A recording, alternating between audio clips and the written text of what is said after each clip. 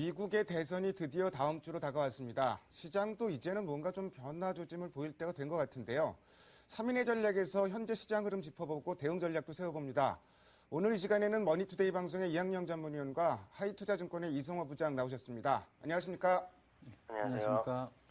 시장 중심이 되는 키워드를 알아봅니다. 5위부터 3위까지 키워드를 화면을 통해서 확인해 보도록 하겠습니다. 오늘의 5위 키워드는 주식형 펀드 나흘 연속 순유입입니다. 국내 주식형 펀드로 나흘 연속 자금이 순유입되었습니다.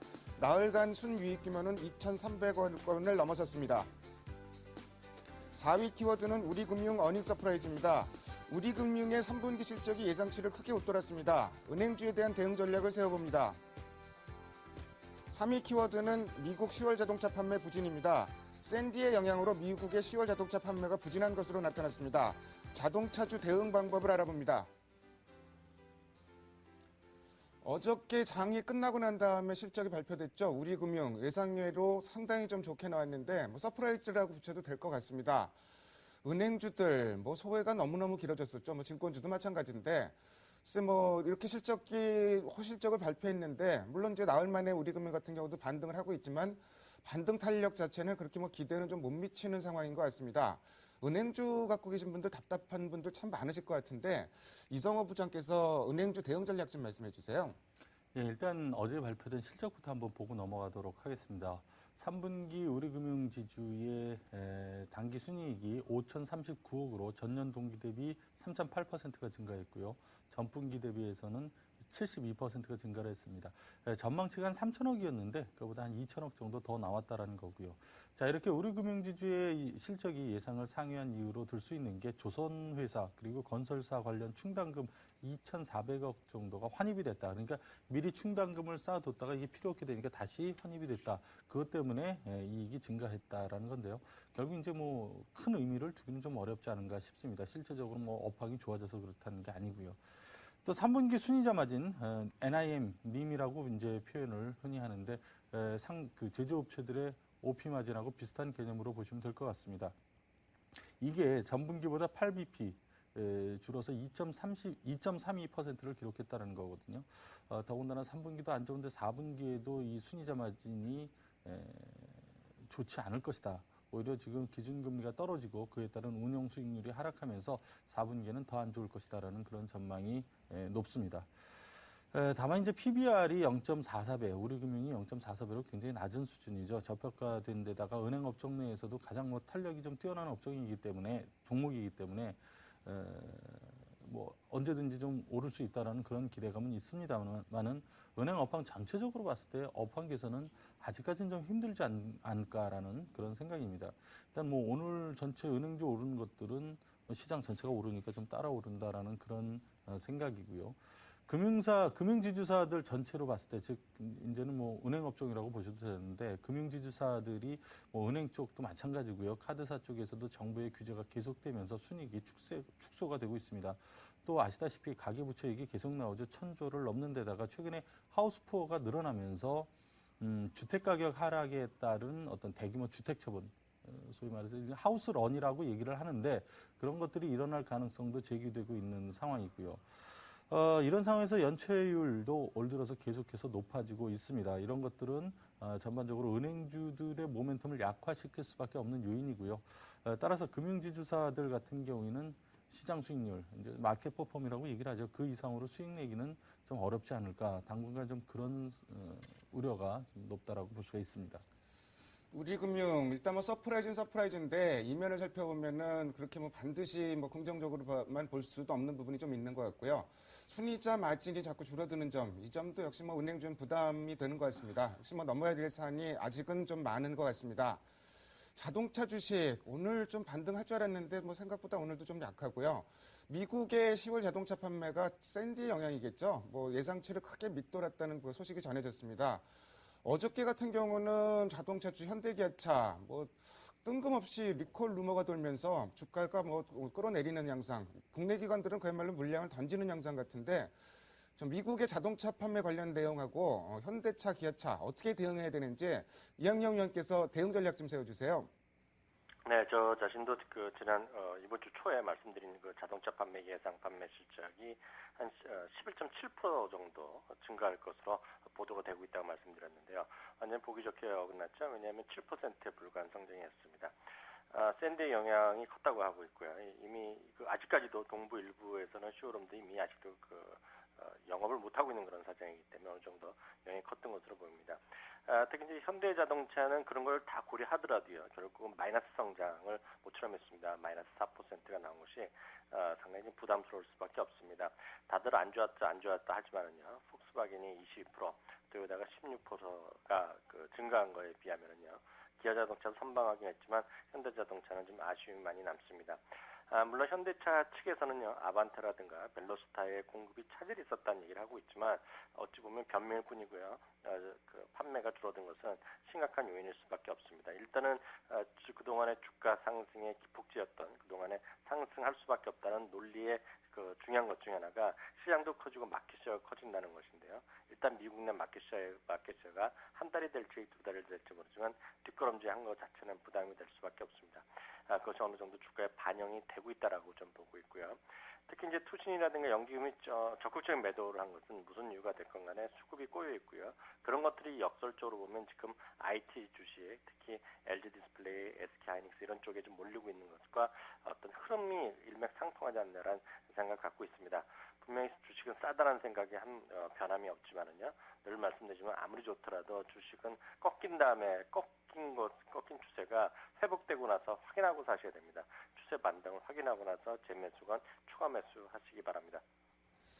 샌디의 영향이 가장 먼저 확인된 게 자동차 판매인 것 같고요. 현대기아차, 일단 점유율이 좀 다소 줄어들었다는 점도 좀 부담이 있는 것 같습니다. 주가는 사실은 현대차, 기아차, 이구동성으로 정말 싸다 이런 얘기들을 많이 하는데 어쨌든 지금 뭔가 좀 꼬여 있는 상황, 당분간 이 실타래를 풀 때까지는 좀 시간이 걸릴 것 같습니다. 다음으로 오늘의 2위 키워드를 화면을 통해서 확인해 보도록 하겠습니다. 오늘의 2위 키워드는 G2 지표전입니다. 어제 중국 제조업 PMI가 나왔었고요. 미국의 지표들, 모든 지표가 다 좋아졌다 이렇게 표현해도 될 것 같습니다. ISM 제조업 지수 좋았고, 고용 지표, 소비 심리도 좋았고, 여러 가지들 다 복합적으로 좋게 나오면서 시장을 견인하는 힘을 발휘했는데요. 좀 긍정적으로 봐도 될지 이학영 의원께서 좀 말씀해 주세요. 네, 바로 말씀하신 대로입니다. 신규 실업 청구 건수도 줄어들었고요. 그리고 ADP 민간 고용도 좀 늘어났고요. 그리고 ISM 제조업 지수도 생각보다 더 좋게 나왔죠. 51.5 정도로 저도 말씀드렸는데요. 51.7이 나왔다는 거 분명히 긍정적인 소식이고요. 특히 소비자 신뢰 지수는 4년 9개월 만에 최고치가 나왔기 때문에요. 이것은 장기적인 어떤 소비의 회복, 연말 소비에 대한 기대감이 분명 반영됐다고 할 수 있는데 이것조차가 지난주 말에까지 해서 집계한 것으로 알려지고 있기 때문에요. 좀 신뢰성이 있을지에 대해서 약간의 회의적인 시각이 분명히 미국에서도 여전히 있습니다.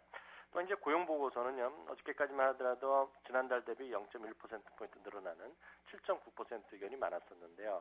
지금 새로 나온 오늘 저녁에 동부 시간으로 나온 거를 보면 7.8로요. 지난달과 거의 비슷한 정도로 나올 것이다 하고 있기 때문에 이번에 어떤 샌디의 어떤 이런 허리케인과요. 이번 고용 보고서 자체가요.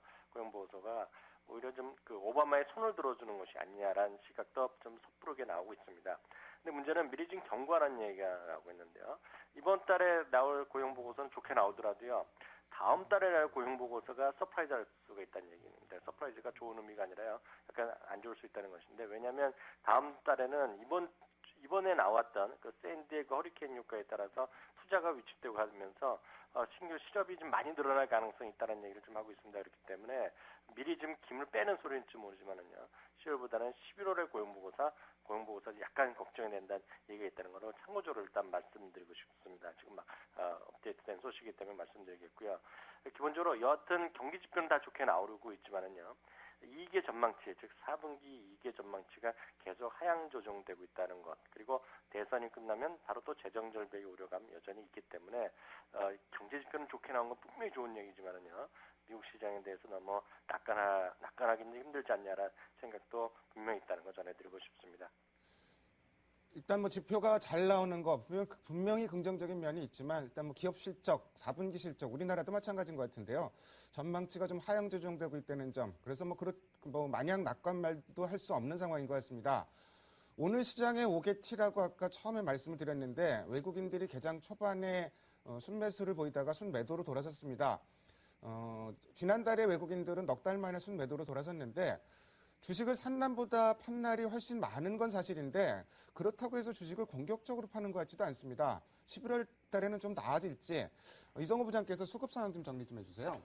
예, 말씀하신 대로 아까 장중에 10시쯤에 한 450억 정도 순매수 보이다가 지금은 매도로 돌아서서 97억 순매도로 보이고 있습니다. 조금은 그래도 100억 넘게 가다가 좀 줄어들었는데요. 일단 외국인들의 행보는 긍정적이다라고 볼 수가 있습니다. 외국인들이 이렇게 순매수를 어저께 많이 샀고요. 오늘도 매도 규모가 줄었던 이유 자체는 방금도 논의가 됐습니다만은 어쨌든 경기가 좋아지고 있기 때문이 아니냐라고 그렇게 저는 파악을 하고 있습니다. 우리나라 월말 월초를 맞이해서 이제 9월 광공업 생산 나왔는데 전월 대비 0.8% 늘면서 지금 4달 만에 증가세로 반전하는 등 전반적인 그 산업활동 동향이 좋게 나왔죠. 거기다가 이제 수출 역시 10월 수출이 1.2% 증가하고요. 수입도 1.5% 늘어서 그동안의 그 어떤 불황형 흑자 기조에서 탈피하는 그런 모습을 보였습니다. 또 최근에 주택 인허가하고 부동산 거래도 늘고 있어서 3분기 국내 경기가 바닥을 친 거 아니냐라는 그런 목소리가 힘을 얻고 있습니다. 뭐 이런 기조는 우리나라뿐이 아니죠. 뭐 방금도 언급이 됐었습니다만은 중국하고 미국도 마찬가지인데요. 9월달 산업 생산하고 수출입이 괜찮게 나와서 역시 이제 그 9월부터 이제 턴어라운드 한다는 중국 PMI 지수조차도 여기에 힘을 실어주고 있습니다. 50이 넘은 걸로 발표가 됐고요. 또 미국 ISM 제조업 지수 고용 양호하게 발표가 됐죠. 그 전부터 경제 지표들이 긍정적으로 나왔었는데 지속적으로 이렇게 경제 지표가 개선되는 모습을 보이고 있고요. 결국 FRB의 3차 양적 완화 Q3가 Q3를 비롯해서 각국이 이제 돈을 많이 풀었지 않습니까? 그런 것들이 전반적으로 경제에도 긍정적인 흐름, 긍정적인 영향을 미치고 있다라고 봐야 되고요.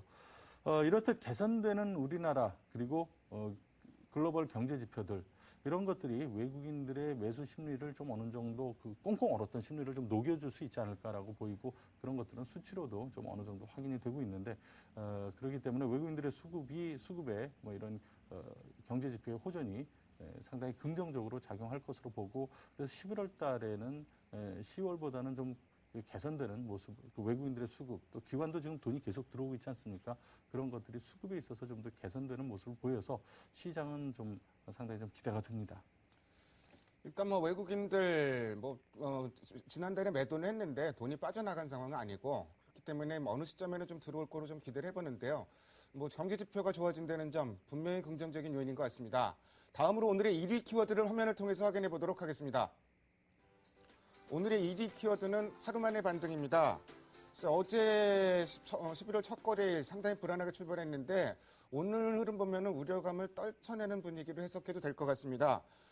최근에 뭐 섹터별로 보면은 대형 IT주의 선전이 단연 눈에 띄는데요.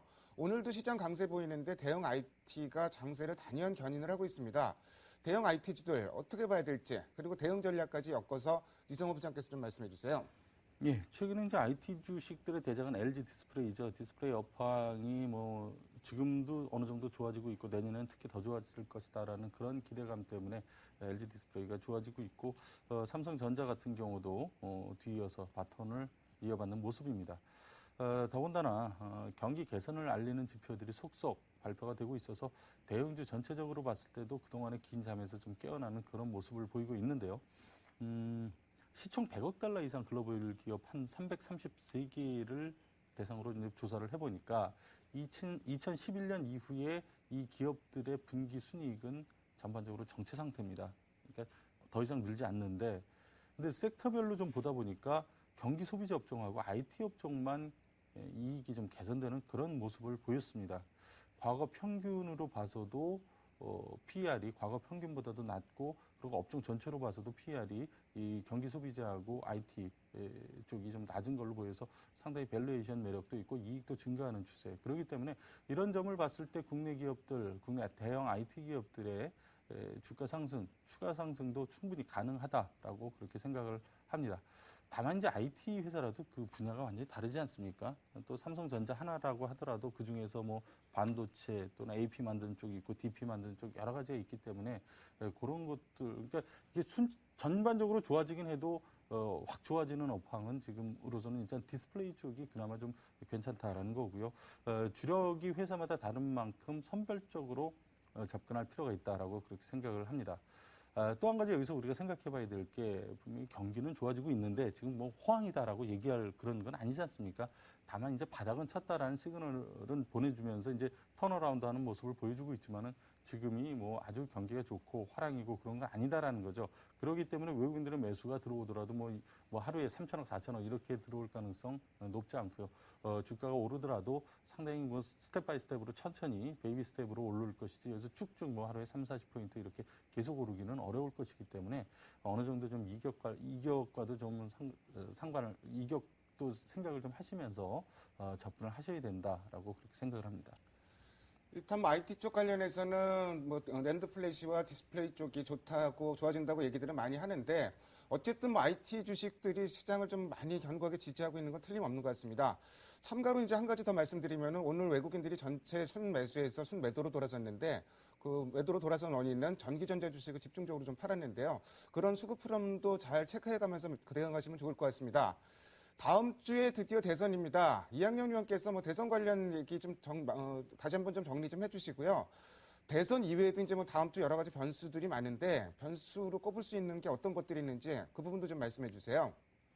네, 미국 대선 얘기는 뭐 워낙 많이 말씀드렸다시피요. 워낙 이제 교과서적으로만 일단 먼저 말씀드리면 대통령 선거는 뭐 우리나라도 마찬가지지만 선거 결과는 기본적으로 호재입니다. 왜냐하면 불확실성이 해소되기 때문에 호재로 보는 게 맞습니다. 다만 이번에는 약간 큰 변수가 하나 있기 때문에 그렇기 때문에 미국에서도 많이 지금 주목을 하고 있다는 것인데요. 그 핵심은 바로 그 우리 시장에까지 영향을 미친 것의 그 연결고리는 바로 3차 양적 완화에 대해서 상당히 좀 부정적으로 쉽게 얘기해서 롬니 쪽에서는 부정적으로 보고 있다는 것이죠. 바로 이런 것이 문제가 되는데요. 미국의 정치라는 것이 대통령이 바뀌었다고 해서 통화 정책이 바로 바뀌지는 않습니다. 이게 중립적으로 가는 거기 때문에요. 다만 이 분위기가 동력이 좀 이룰 수 있다는 것이죠. 그런데다가 이제 벤 버냉키가 2014년 초로 이제 임기를 마감하고 이제 그만둔다는 얘기를 했기 때문에 실제로 보면 기본적으로 우리 금융시장에서 본다 그러면 달러가 좀 강해질 가능성에 많이 유의를 하고 있다는 것이고요. 반대로 이제 롬니가 지고 오바마가 되면 기존 정책이 유지되기 때문에요. 계속해서 3차 양적 완화가 계속되고 뭐 그렇게 된다 그러면 뭐 미국도 뿐만 아니라 유럽이라든가요. 호주, 뭐 인도, 일본까지 다 합해서 그런 쪽으로 흘러갈 가능성이 열려 있다는 거기 때문에 주식시장에서는 우리 입장에서 본다 그러면 오바마가 되는 것이 기본적으로 좀 나을 것 같고요. 그리고 롬니가 된다 그러면 약간 그 외국인에 다시 들어올 수 없고 환율이 원달러 환율 다시 반대가 한다 그러면 외국인의 매도 압력이 오히려 좀 커질 수 있기 때문에요.